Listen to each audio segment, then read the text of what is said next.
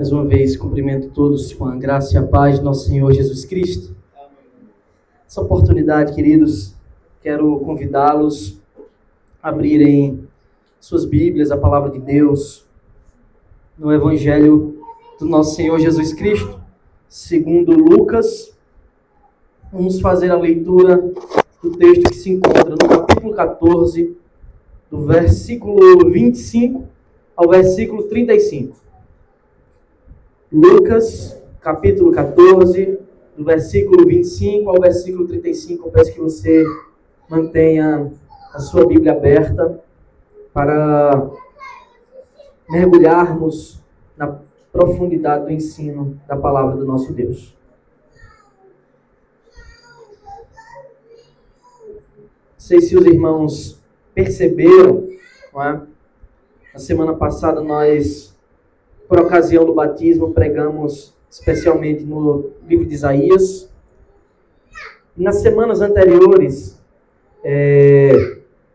a escolha dos textos, né, da sequência de Lucas, foi parábola da grande ceia. E depois eu dei um salto, eu não preguei essa passagem que vamos pregar hoje, para pregar o capítulo 15. Porque elas têm uma conexão muito grande. Essa também tem uma conexão, mas ninguém me questionou e hoje eu estou voltando para concluir esse texto. E se Deus permitir, na semana que vem, damos sequência no capítulo 16. Todos encontraram? Lucas, capítulo 14, do versículo 25 ao versículo 35. A palavra de Deus diz assim.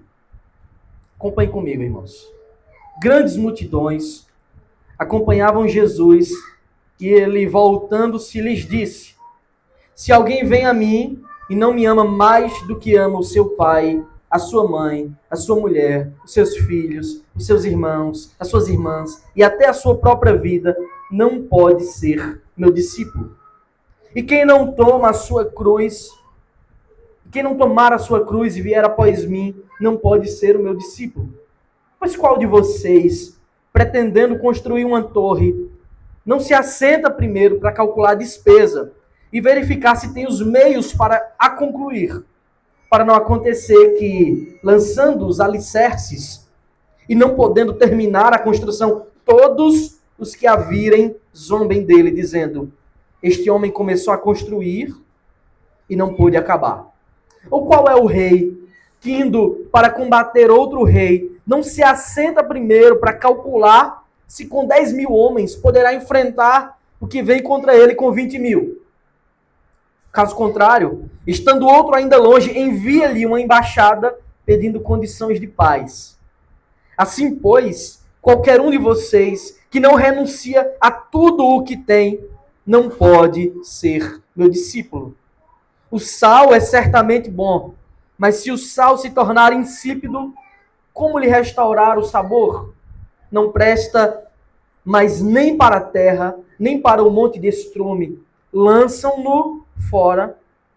Quem tem ouvidos para ouvir, ouça. Oremos. Senhor Deus bendito, Pai, estamos diante da tua confrontadora palavra. E eu tenho plena certeza, Senhor, que se não for pelo teu Santo Espírito, jamais poderemos ter a dimensão, a compreensão verdadeira, correta do que o Senhor está nos ensinando.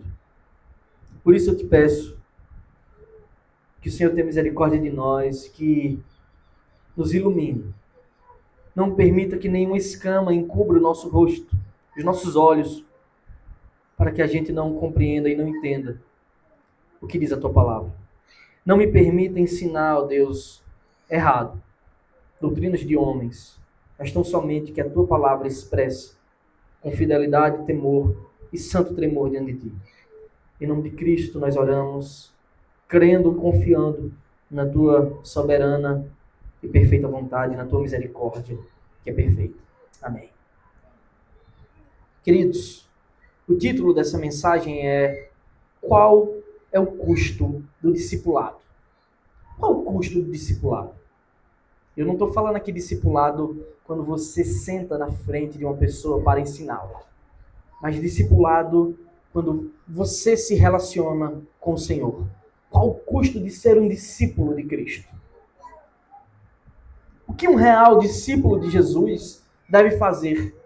Ou melhor, qual o nível de disposição e fidelidade que um cristão deve ter para com o Senhor? Eu te pergunto, o que você está disposto a fazer por Cristo? Qual o seu nível de disposição? Qual o seu nível de comprometimento para com o Senhor? Veja, existem pessoas que, em nome do seu Deus, deuses falsos, se comprometem a ponto de se explodirem, julgando estar fazendo o que é certo. Veja, isso é um nível de comprometimento muito alto. O Senhor não nos pede isso, até porque o nosso Deus é bom. Em nossos dias, ser um discípulo de Cristo tornou-se algo muito efêmero, muito fugaz, muito passageiro. Porque as pessoas confundem a bondade de Deus que cantamos aqui com libertinagem, com estilo de vida estúpido, fugaz, passageiro, sem valor. Em nossos dias, ser discípulo de Cristo, infelizmente, tornou-se apenas sinônimo de ser membro de uma igreja, de estar arrolado na lista dos membros de um grupo. Para algumas pessoas, ser discípulo de Jesus é assumir uma postura social, ajudar os pobres, contribuir com a construção de um mundo melhor, ser educado, ser politizado, benquisto. De fato, essas são características que um cristão deve cultivar, mas isso não é ser um discípulo de Cristo. Outras pessoas têm relutantemente confundido o que é ser um discípulo de Jesus com um ideal político. E acham que ser discípulo se resume a defender uma agenda conservadora e a esbravejar com textões em caps lock na internet, falando como odeia os esquerdistas. Mas a verdade, meu querido, é que ser um discípulo de Jesus, isto é, ser um servo do Deus vivo, único e verdadeiro, aquele que criou o universo e que governa todas as coisas pela sua palavra, é muito, muito mais abrangente. É algo muito mais sólido, muito mais profundo do que tudo isso. Vai muito além de ter apenas uma agenda semanal na qual, às 17 horas, você está reunido para cantar com o povo. Ser discípulo é ser literalmente um seguidor, mas não de acordo com o significado que essa palavra ganhou ultimamente por conta das redes sociais, que é uma coisa totalmente fugaz, sem valor. Porque seguir a Cristo implica na disposição, meus queridos, de fazer absolutamente tudo o que Ele ordena, tudo o que Ele manda, com a certeza que tudo o que o nosso Senhor ordena sempre é bom. Todo discípulo de Cristo deve obedecer fielmente o que Jesus manda, o que nosso Deus prescreve em sua palavra. E eles podem fazer isso com a certeza de que o Senhor jamais requer de nós coisas degradantes, coisas terríveis. Mas o servo de Deus deve saber que o nosso Deus é bom e que todas as coisas cooperam para o bem daqueles que o amam. Sim, seguir a Cristo, se você ainda não percebeu, é algo totalmente radical. Exige de nós uma mudança de pensamento, exige de nós uma mudança de postura, de procedimento de vida, exige renúncia, exige dedicação, porque o nosso Senhor, diferente dos outros do mundo, Ele quer de nós muito mais que o tempo, e que um discurso, e que uma aparência. O que o Senhor requer de nós, irmãos, é o nosso coração. Ele quer o coração. Ser discípulo de Jesus é algo extremamente radical e ao mesmo tempo é muito comum. Paradoxalmente é assim, porque o Senhor não exige de nós grandes feitos. Eu desconheço algum relato sequer de alguém que tenha concluído a carreira com Cristo, de alguém que tenha vivido para o Senhor toda a sua vida e no finalzinho dela, ele tenha se arrependido e dito, não queria ter feito isso não, se eu pudesse voltar atrás. Eu não conheço. Todos os relatos do tipo são, eu gostaria, o meu desejo era de ter conhecido Jesus muito antes. Eu gostaria de ter vivido a minha vida inteira com Cristo. Porque o nosso Deus é bom.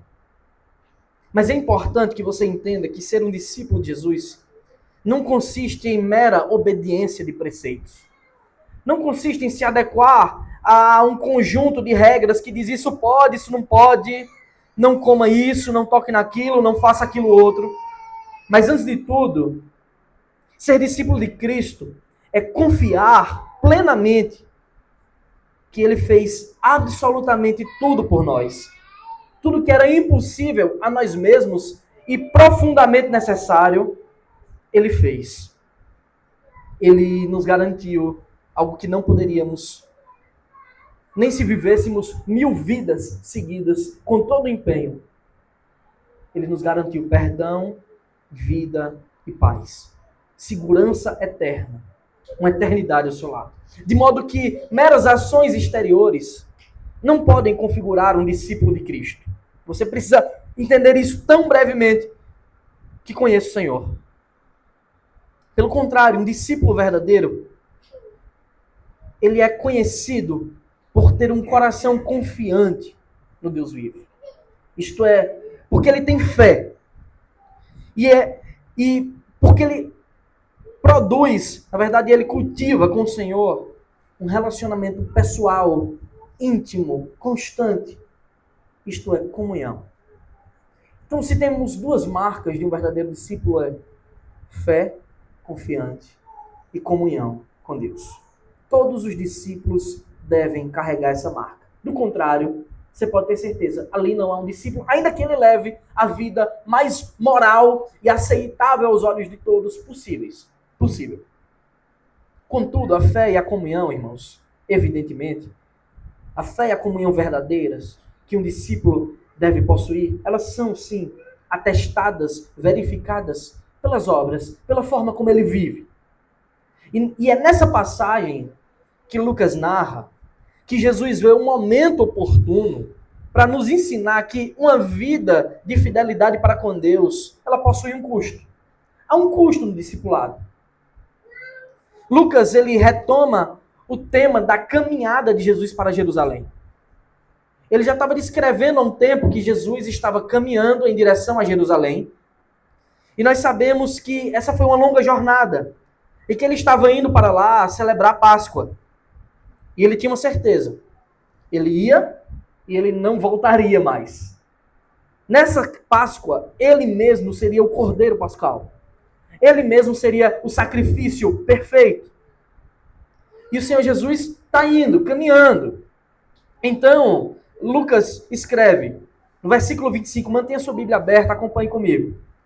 Grandes multidões acompanhavam Jesus, e ele, voltando-se, lhes disse. Já tem um certo tempo, até aqui, que Jesus estava sempre rodeado por multidões. Imagina, Cristo está rumando para Jerusalém, uma longa caminhada, passando pela Galileia. E pessoas estão acompanhando ele. E você pode pensar, o povo de Deus finalmente reconheceu quem Jesus era. Eles reconheceram que Cristo é o Messias. Eles reconheceram que Jesus era o Salvador e por isso decidiram caminhar, seguir a Jesus, ouvir o que ele tinha a dizer. Eles queriam estar com ele o tempo todo, não é verdade? Não. Não é isso. Boa parte daquela multidão que estava seguindo a Jesus nessa caminhada, estava seguindo a ele puramente por interesse. Não era porque tinha reconhecido que ele era o Messias, que ele era o Salvador do mundo, que ele era aquele prometido desde a antiguidade para salvar o povo, para libertar o povo. Não. Eles estavam seguindo Jesus por puro interesse. Lembre-se, Lucas já narrou isso até aqui algumas vezes. Jesus estava sempre ensinando verdades graciosas. Em alguns momentos, verdades extremamente confrontadoras como essa. tão confrontadoras, que eu digo a você que a maioria dos pregadores que estão por aí jamais abrem esse texto para pregar, com medo de assustar as pessoas. E Jesus, ele falava palavras graciosas. É dito que ele pregava com autoridade, as pessoas viam que ele pregava com autoridade. Eles diziam, não, ele não prega como os fariseus, ele prega com autoridade. Ele estava sempre curando enfermos. Quem não quer estar seguindo uma pessoa que cura os doentes ao seu redor? Ele estava expulsando demônios, libertando pessoas oprimidas por espíritos malignos. Quem não quer estar com alguém assim? Que até os demônios se submetem. Jesus já tinha alimentado multidões, multiplicado pães e peixes. 5.000 homens, talvez ao todo, por volta de 20.000 pessoas. Quem não quer estar com alguém que cura, liberta, alimenta, fala coisas agradáveis? E é em passagens como essas, irmãos, é numa passagem dessas que nós podemos ver como o ser humano pode ser maligno, como o ser humano pode ser interesseiro, perverso. A maioria deles não amava Jesus. A maioria deles estava seguindo Jesus porque tinha algo para ganhar com isso. Porque estava sendo beneficiado de algum modo. Eles não queriam reconhecer Jesus como seu Deus. Eles não queriam reconhecer Jesus como Salvador. Eles não queriam reconhecer os seus pecados. Mas eles queriam se beneficiar daquilo que Jesus tinha para oferecer. Você não pode esquecer que esta multidão seguiu Jesus até Jerusalém, porque esse era o costume dos judeus. Eles teriam que ir à Páscoa no tempo determinado para o grande dia do sacrifício. Eles tinham que fazer isso. Era lei. Deus tinha ordenado isso. E você não pode esquecer que boa parte desta multidão, poucos dias depois, eles estariam gritando: crucificam, crucificam. Essa mesma multidão que tinha sido alimentada por Cristo, logo estaria gritando para crucificá-lo. Ensandecidos, como loucos, como nécios. Mas a verdade, irmãos, e essa verdade não é só para eles, é para todos que intentem seguir a Jesus. A verdade é que Jesus, ele quer que os nossos corações estejam nele. Ele quer de nós os nossos reais afetos. E você não pode esquecer que ele é o Deus, é o Cristo que sonda os corações. E ele estava vendo aquela multidão. Ele já havia ensinado aquela multidão, ele já havia curado, aconselhado. E agora, depois de fazer tudo que revela o reino de Deus chegou, a bondade suprema de Deus está revelada, agora ele traz verdades impactantes que eles não estavam dispostos a ouvir. Porque, via de regra, você só quer ouvir coisas boas. Você só quer ouvir aquilo que agrada a sua carne, que engrandece o seu ego. Então Jesus diz, para ser um discípulo de verdade tem um custo. Há um custo no discipulado. E esse é o primeiro ponto dessa mensagem. Em primeiro lugar, seguir a Jesus é uma decisão radical. E para isso há um custo.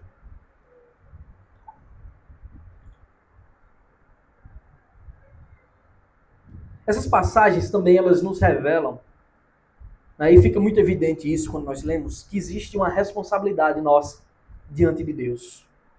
Imagina, Jesus está olhando para uma multidão. Não tinha tecnologia, não tinha aparelho de som para propagar o som no ambiente.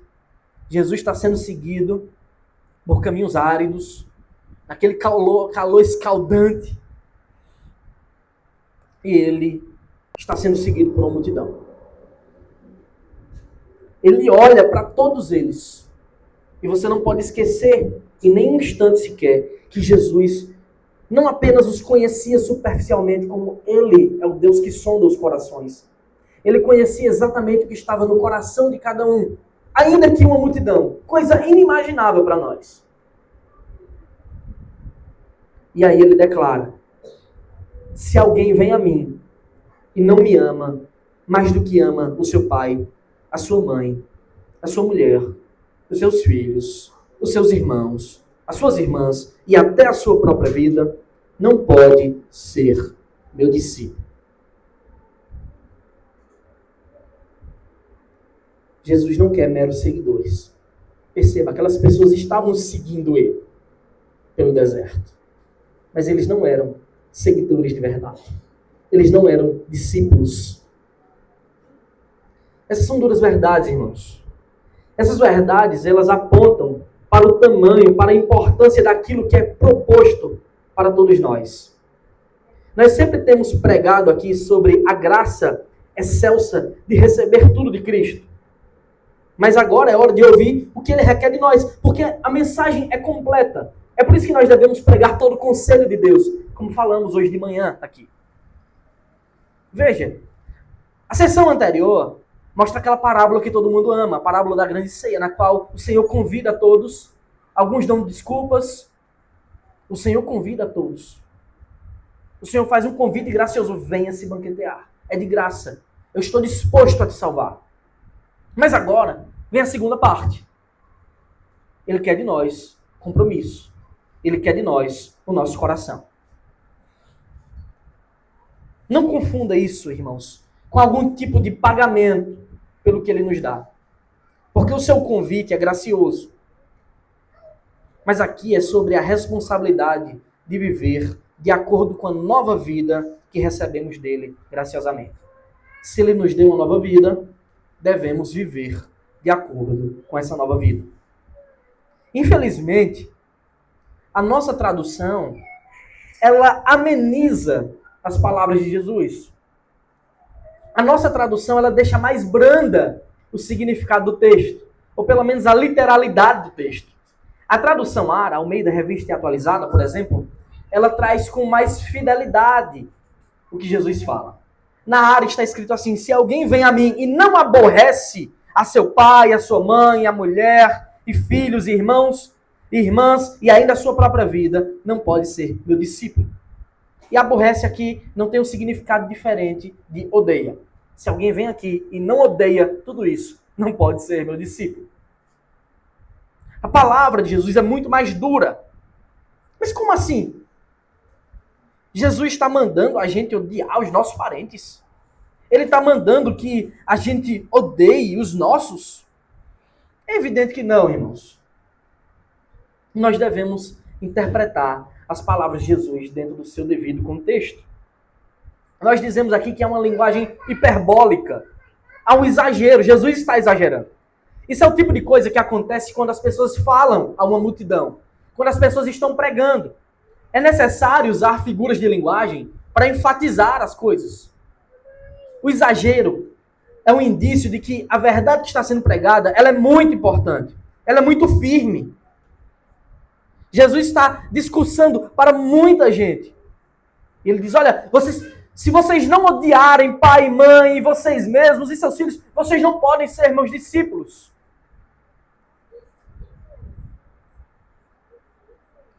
Nós usamos esse tipo de linguagem o tempo todo. Quem aqui nunca disse, eu estou morrendo de fome? Será que você estava morrendo mesmo? A ideia é que essa verdade ela é muito importante. E nós não podemos nos furtar de pregá-la com fidelidade, com todo empenho. A nossa tradução ela ameniza a expressão original, mas ela traz o significado real. Porque o significado real é amar mais. Não temos como servir a Deus, não temos como ser um discípulo de Jesus se amamos mais tudo, se amamos mais a nossa família, os nossos filhos, os nossos amigos, os nossos irmãos, a nossa própria vida, do que ele. Isso é fato. Isso não era um conceito novo. Jesus ele não estava trazendo uma verdade nova. Ele só estava usando uma figura de linguagem para trazer aquilo que a lei diz. Em Deuteronômio 6,5, a lei que aquele povo conhecia, dizia, portanto, ame o Senhor seu Deus de todo o seu coração, de toda a sua alma e com toda a sua força. No Novo Testamento, isso vem resumido com ame a Deus acima de tudo. Jesus estava declarando, irmãos, para eles a sua natureza. Ele estava dizendo, eu sou Deus. E se vocês não me amarem acima de tudo, vocês não podem ser meus discípulos. Vocês não podem ser seguidores, ainda que estejam caminhando aqui atrás de mim. Aquele povo tinha lei, mas eles haviam se tornado extremamente desobedientes à lei. Eles haviam se tornado orgulhosos e, em algum aspecto, se tornaram idólatras. Porque é isso que acontece quando amamos as coisas mais do que a Deus. Quando amamos pessoas, quando amamos a nossa vida mais do que a Deus. Criamos ídolos. Jesus não quer corações divididos. Ele quer a nossa devoção. É isso que ele requer de nós. Irmãos, o nosso Senhor, ele não está ensinando a desprezar as pessoas que amamos. Ele não está ensinando a desprezar a nossa vida e agir com austeridade contra o nosso corpo. Ele não está dizendo, deixe de cuidar de si mesmo. Não é isso. Mas ele está nos ensinando que nós devemos amá-lo sobre todas as coisas. Do contrário, jamais seremos discípulos fiéis.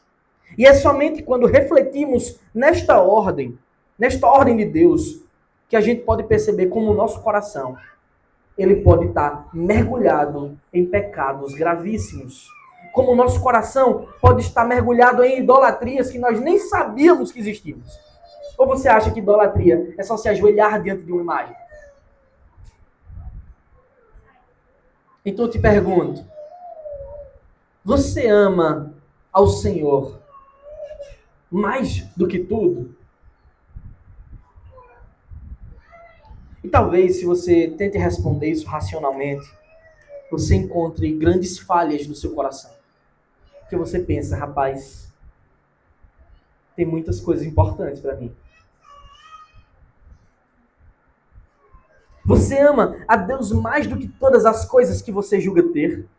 Você ama a Deus mais do que seu pai? Você ama a Deus mais do que você ama a sua mãe? Se você tem filhos, você ama a Deus mais do que seu filho?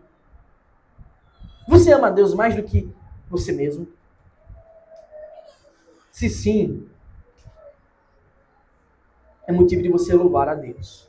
Se não, irmãos, clamem ao Senhor para que Ele te dê um coração obediente.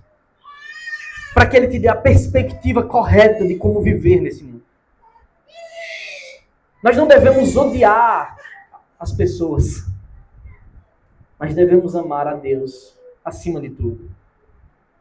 É por isso que ele deixa claro, através do profeta Isaías, no capítulo 42, versículo 8. Ele diz, eu sou o Senhor, este é o meu nome. Não darei a mais ninguém a minha glória, nem a minha honra, as imagens de escultura. Ele não divide a sua glória com ninguém. Ele não quer de nós um coração dividido. Mas o custo do discipulado vai além, queridos. Jesus agora, ele traz palavras mais confrontadoras para que você perceba isso. No versículo 27, ele diz, e quem não tomar a sua cruz e vier após mim, não pode ser meu discípulo. Quem não tomar a sua cruz e não vier após mim, não pode ser meu discípulo. Mas calma. A visão que aquelas pessoas tinham de cruz não é a nossa que temos hoje. Para nós, a cruz é um símbolo do triunfo, da vitória do nosso Senhor. É o triunfo do nosso Redentor. É onde Ele conquistou a nossa salvação. Para nós é um símbolo que nos lembra de Cristo. A cruz vazia, porque Ele ressuscitou. Para eles, não era bem assim.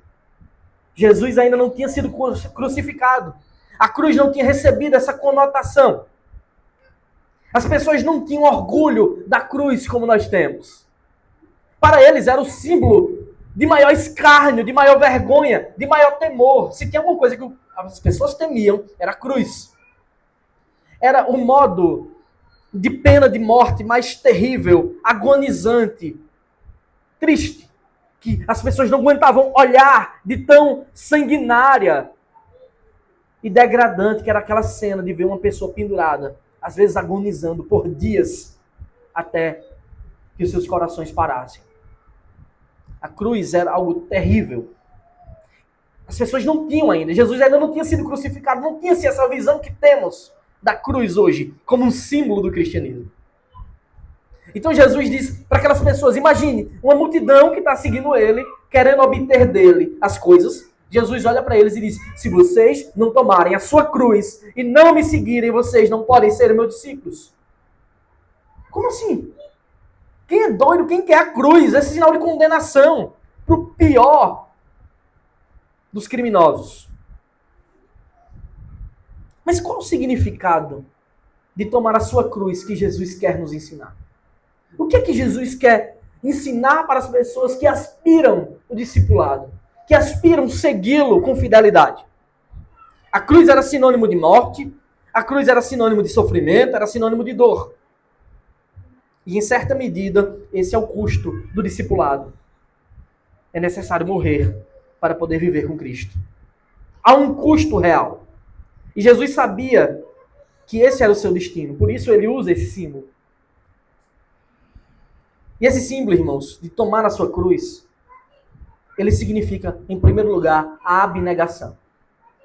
O negar a si mesmo. Tomar a sua cruz é uma declaração de que, a partir de hoje, eu morri para mim mesmo e vou viver para Deus. É reconhecer que não somos mais os senhores das nossas próprias vidas. Tomar a sua cruz é confiar que Cristo tem o melhor para nós, nessa vida e na vindoura. Tomar a nossa cruz é sinal de submissão ao Senhor. É a quebra máxima do orgulho que infectou o coração do homem. Porque todos pecaram e carecem da glória de Deus. Tomar a nossa cruz é sinal de eu entrego o controle da minha vida para o Senhor. Isto é, abnegação. Negar-se a si mesmo. Segundo, tomar a sua cruz é também a disposição de sofrer por Cristo. Em 2 Timóteo, capítulo 3, versículo 12, o apóstolo Paulo, já passando a bola para o seu discípulo, né, para Timóteo,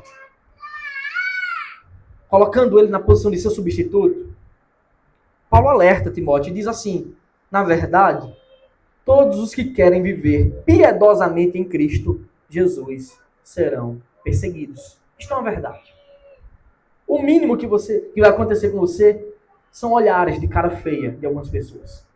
E graças a Deus a gente vive num país que ainda é possível professar o cristianismo abertamente. Jesus declarou essa verdade várias vezes, irmãos. Há um custo no discipulado. Os discípulos fiéis, eles devem estar dispostos a sofrer por Cristo. Nós lemos aqui, no Sermão do Monte, capítulo 5 de Mateus, os versículos 10 a 12. Bem-aventurados, sejam felizes os perseguidos por causa da justiça, porque deles é o reino dos céus. Bem-aventurados são vocês quando por minha causa os insultarem e os perseguirem, mentindo, disserem todo o mal contra vocês. Alegrem-se e exultem, porque é grande a sua recompensa nos céus, pois assim perseguiram os profetas que viveram antes de vocês. Em Mateus 10, 22, o Senhor também diz, todos odiarão vocês por causa do meu nome. Aquele, porém, que ficar firme até o fim, esse será salvo. Essa deve ser uma disposição constante do discípulo. Porque um mundo quebrado não pode amar, não pode receber com alegria aquilo que já foi consertado, porque estão em caminhos opostos. E esse é um alerta sincero de Cristo. Amar a Deus e obedecê-lo atrairá olhares odiosos dos ímpios. O próprio Senhor era a prova absoluta disso. Em João 15, 18, ele diz, se o mundo odeia vocês, saibam que antes de odiar a vocês, odiou a mim. Em terceiro lugar, irmãos, a cruz. Tomar a sua cruz é sinal de morte. E aqui simboliza a nossa morte do velho homem, de uma vida de pecados para uma nova vida com Cristo, através do Espírito Santo. O verdadeiro discípulo, ele deve ser obediente, não mais às suas paixões carnais, não mais aquilo que lhe norteou por toda a vida, mas ao Senhor. Obedecer a Deus é o mesmo que renegar os nossos desejos mais íntimos, mais primitivos que o pecado traz ao nosso coração. Tomar a sua cruz é lutar constantemente contra o pecado. Tomar a sua cruz é matar o pecado, é literalmente crucificá-lo. É crucificar a nossa vaidade, as nossas disposições carnais, para que o Senhor receba a glória. É isso que Jesus está dizendo para aquela multidão. Quem não toma a sua cruz não pode ser o meu discípulo. E ele é a expressão máxima, o exemplo máximo disso. É isso que Jesus está dizendo para aquela multidão. Seguir a Jesus é a melhor coisa que há. Mas saiba que seguir a Jesus não é oba-oba. Você deve vir a Cristo imediatamente. Você deve vir a Cristo hoje, do jeito que você está. Porém, um discípulo de verdade, ele jamais permanecerá do mesmo jeito em que ele chegou. O discipulado, ele é comparado por Jesus como um caminho que existe após uma porta estreita. A porta é estreita, todo mundo conhece, né? É um caminho acidentado, é um caminho difícil. É um caminho onde a locomoção é complicada. Mas aquele que entra por essa porta jamais se arrepende de ter entrado nela. Aquele que entra por essa porta, apesar de acidentado e difícil, porque nós somos incapazes de andar por ela sozinhos, ele tem a certeza de que será guiado pelo Senhor, tomado pela mão, guardado até o fim pelo Deus vivo. Há um custo no discipulado. O Senhor requer de nós renúncia. Mas Ele promete estar conosco até o fim, em cada momento. Em segundo lugar, irmãos, a exigência desse chamado, a exigência do discipulado requer prudência. Nos versículos 28 a 33, Jesus conta duas parábolas. Se ele já havia usado a hipérbole, o exagero, né? Com a expressão odiar, quem não odeia pai e mãe não pode me seguir. Agora ele vai usar outra figura de linguagem, que é a parábola, que é uma comparação para ensinar para nós o custo do discipulado. A primeira parábola ela é chamada de parábola do construtor imprudente. E diz assim, acompanhe comigo, versículos 28 a 30.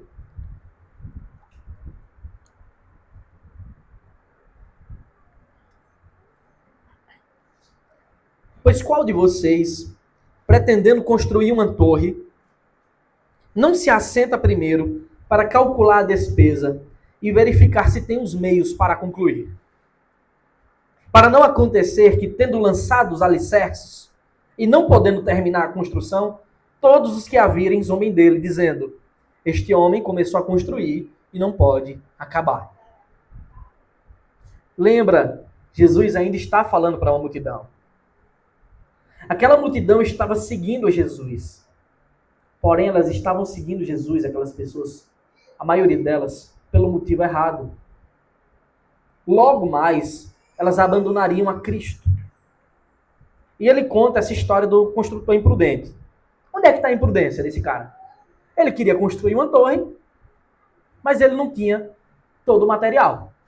Lança os alicerces e chega um momento onde fica só a base da torre construída, mas ela não é erguida. E Jesus diz que essa pessoa é envergonhada publicamente, porque começou uma coisa e foi incapaz de terminar. O que isso quer dizer? O que Jesus está ensinando é: quem deseja me seguir, calcule bem se está disposto a fazer o que eu ordeno. Porque meu seguidor são aqueles que me obedecem. E não aqueles que se agradam. Você não pode pescar em Cristo as coisas que você gosta. Gosto disso. Jesus é um cara gente boa. Não, isso aqui eu não gosto não. Ou você segue Cristo, ou você não segue. A vergonha maior e, sem dúvidas, condenação maior há para aqueles que abandonam a fé porque amaram mais o mundo do que o Senhor. A condenação aqui é comparada pelo vexame extremo, pela vergonha extrema daquele homem. E o ensino aqui é muito simples. Aqueles que aspiram me conhecer, aqueles que aspiram me seguir, devem estar dispostos a fazer isso até o fim. É isso que Jesus está ensinando. Bem simples, o significado dessa parábola. Aquelas pessoas compreenderam exatamente o que Cristo queria dizer. A segunda parábola é a parábola do rei sábio. Veja, primeiro ela apresenta um construtor que é imprudente, agora ele apresenta um rei que é sábio.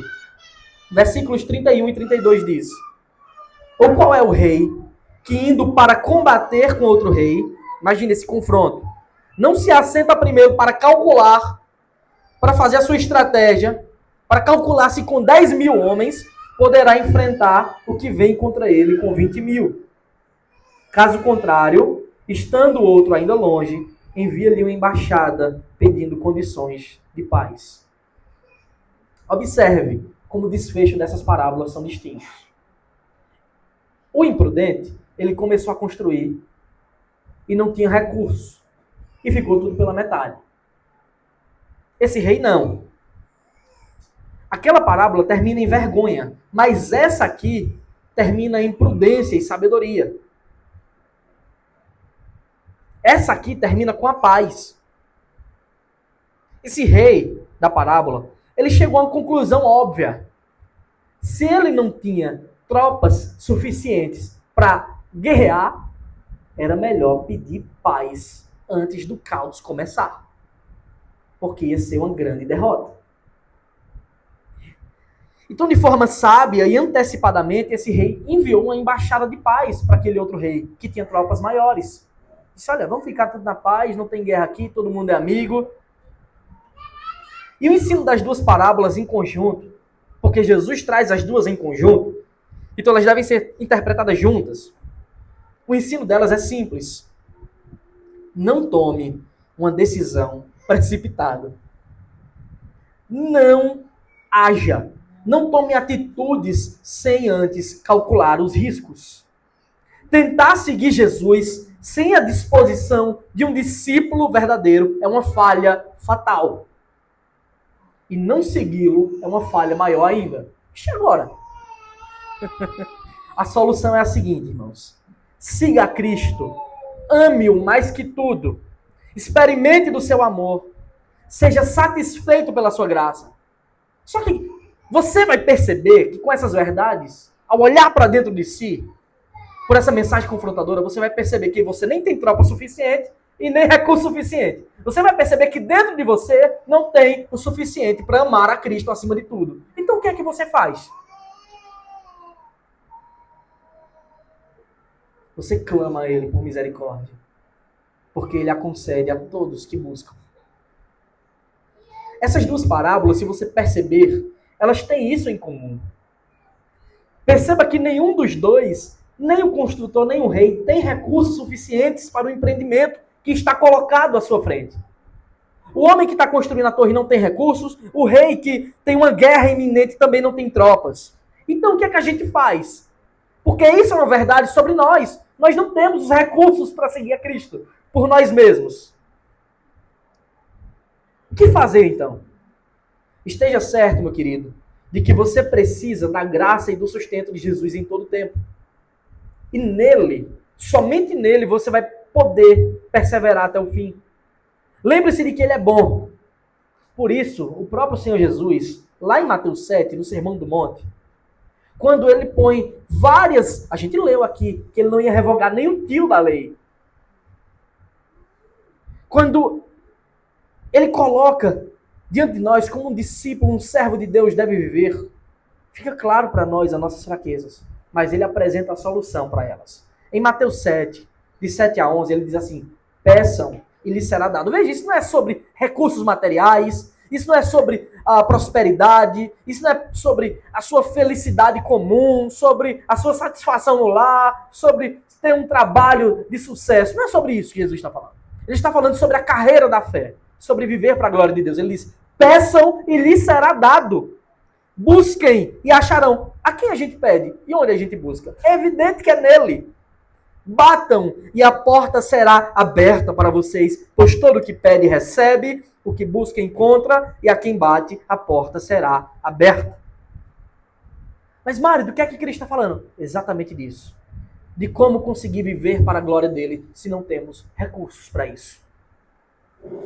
E aí ele vai além. No versículo 9 desse texto ele diz, ou quem de vocês, se o filho Olha, para mostrar a relação de amor que ele tem por nós, ele usa a nossa relação de amor para com os nossos filhos.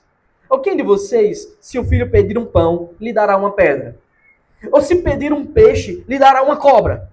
Ora, se vocês que são maus sabem dar coisas boas aos seus filhos, quanto mais o Pai de vocês que está nos céus dará coisas boas aos que lhe pedirem. E às vezes as pessoas esquecem que o nosso Deus nos adota como filhos.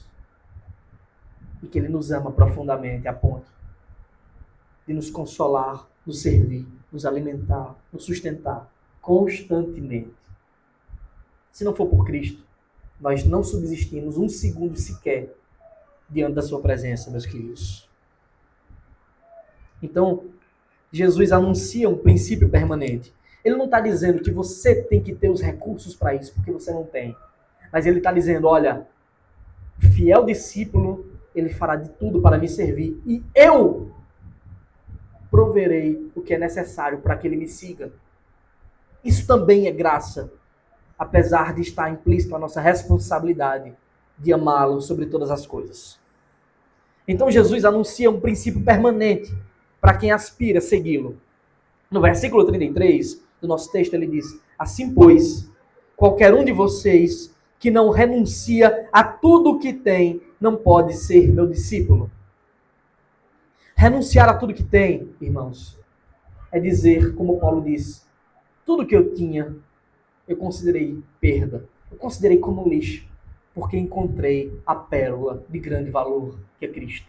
Porque encontrei o maior dos tesouros. Porque encontrei a vida eterna. Porque nele eu tenho absolutamente tudo que eu necessito para a eternidade. Ele é a pérola de grande valor. Não tem como seguir a Jesus de verdade se a gente não amá-lo mais do que tudo. Porque ele depositou para nós um amor infinito. Quando ele nos amou, está escrito que ele nos amou até o fim. Então nós devemos renunciar tudo por Cristo.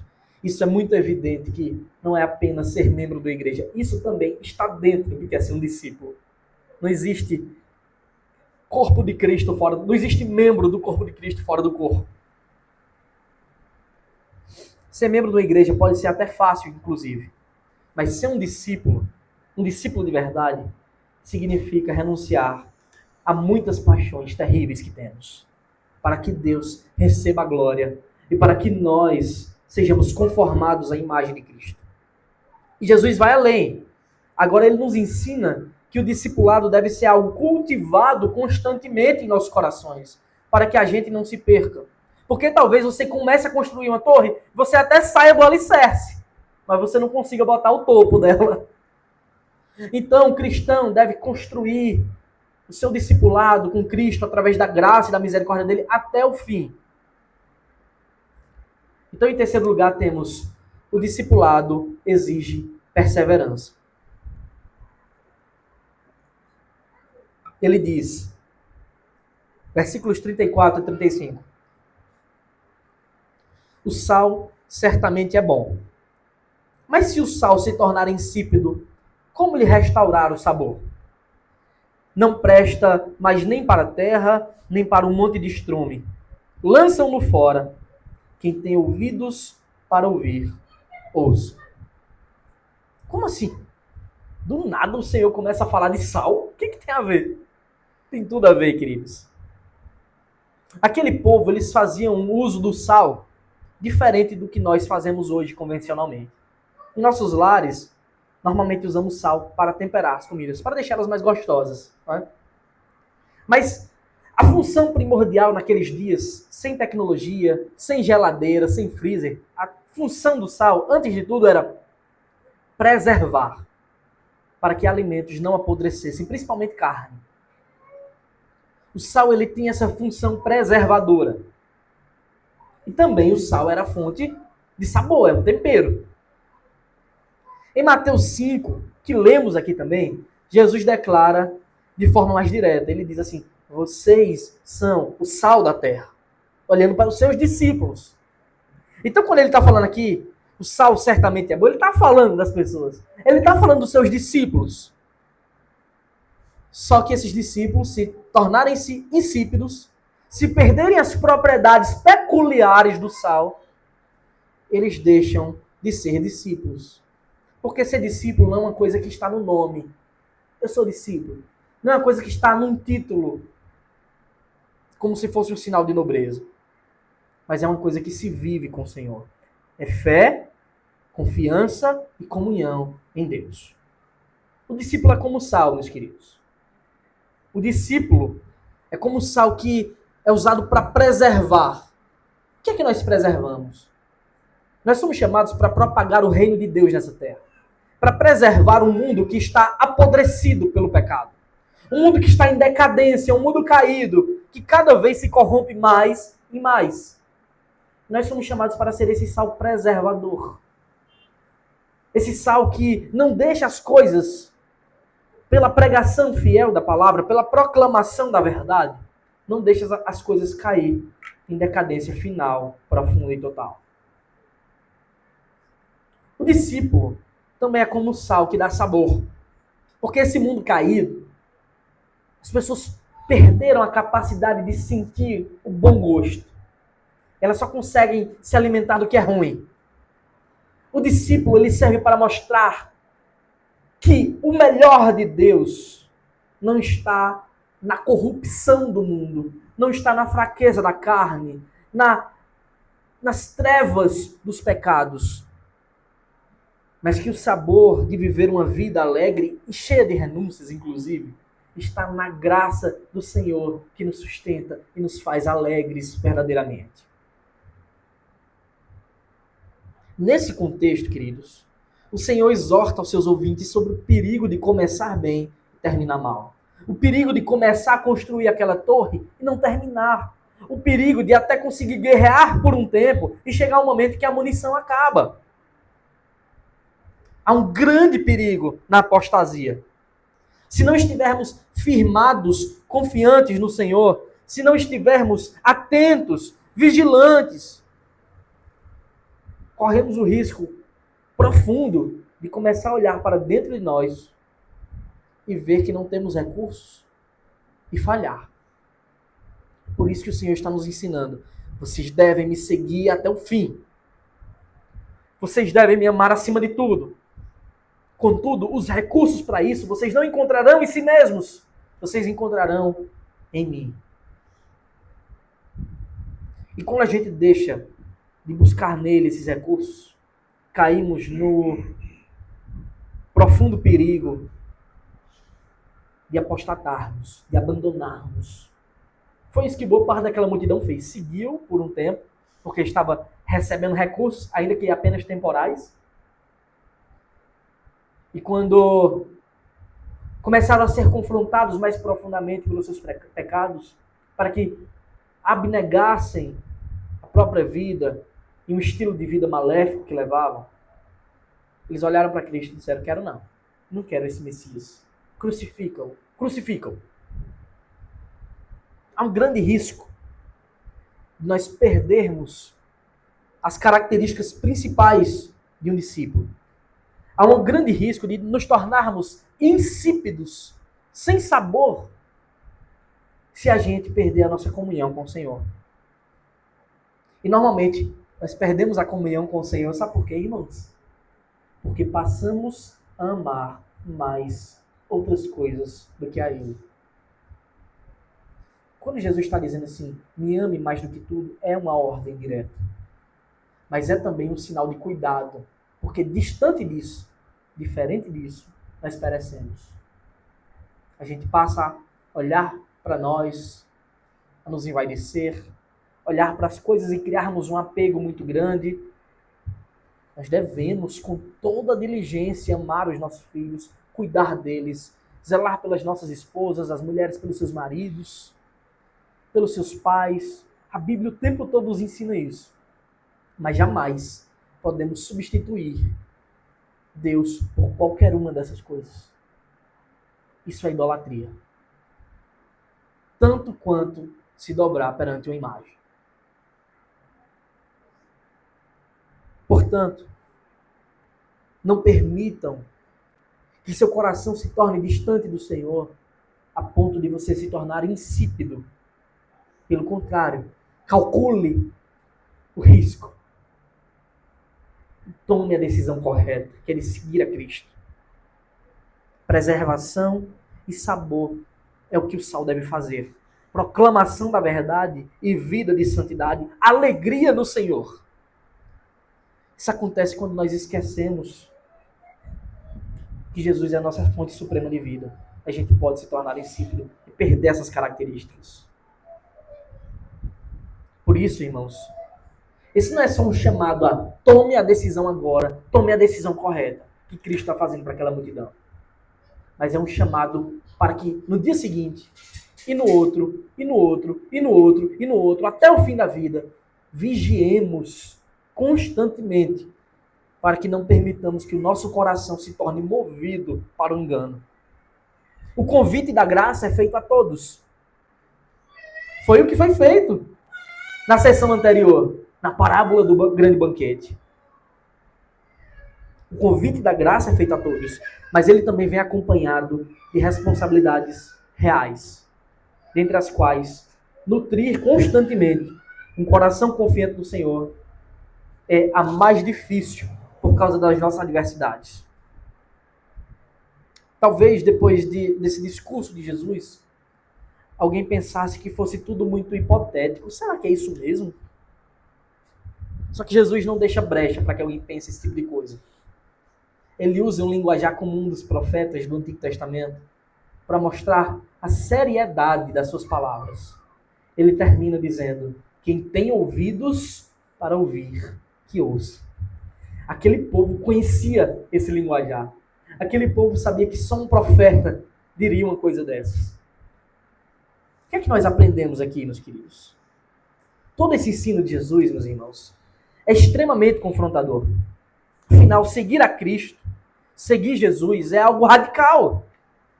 Mas esse ensino não é assustador. É confrontador por causa de quem somos, mas ele não é feito para assustar as pessoas. Na verdade, ele é um grande chamado de confiança. Confie em Deus. Você deve se assustar se você confiar em si mesmo, porque você não tem os recursos. Mas se confiar em Deus, Ele que sustenta todas as coisas, Ele que governa o universo de eternidade em eternidade, Ele pode. Como em outro momento Cristo tinha dito, quando os discípulos perguntaram: Senhor, se for assim, quem é que pode ser salvo? Aí Jesus disse: o que é impossível para vocês, para os homens, é totalmente possível para Deus. Porque para Deus não há impossíveis. Mas aprendemos aqui que um discipulado tem um custo. Há uma responsabilidade real que você deve constantemente cultivar em seus corações. Nós devemos cooperar para o reino de Deus nessa terra. Eis então algumas marcas que os discípulos do Senhor devem cultivar progressivamente em seus corações, diariamente. Primeiro, o discípulo deve amar a Cristo acima de tudo e de todos. Só há um Deus e Ele é bom. E só nele temos a vida eterna. Segundo, o discípulo deve reconhecer a sua condição atual de queda, manchado pelo pecado, e deve tomar a própria cruz, consciente de quem é. Isso é, deve praticar a abnegação, colocar Deus à frente da sua própria vontade. Ele deve estar disposto a sofrer por Cristo, porque o nosso Senhor sofreu, que dirá nós. Ele deve lutar contra o pecado constantemente. E às vezes lutar contra o pecado significa correr do pecado. Porque quando somos fracos, aí é que somos fortes. Terceiro, o discípulo ele deve ser prudente. Ele deve servir ao Senhor. E jamais, em hipótese alguma, achar que é autossuficiente, que conseguirá fazer algo sem Deus. Quarto, o discípulo ele deve perseverar na fé e completar a sua carreira sem perder sabor. Todos os que vivem nessa disposição santa, eles podem ouvir as mesmas palavras que Jesus disse aos seus discípulos, as mesmas palavras que Jesus disse aos seus apóstolos no dia em que foi traído. Convido você a brevemente abrir comigo João capítulo 15, a partir do versículo 11.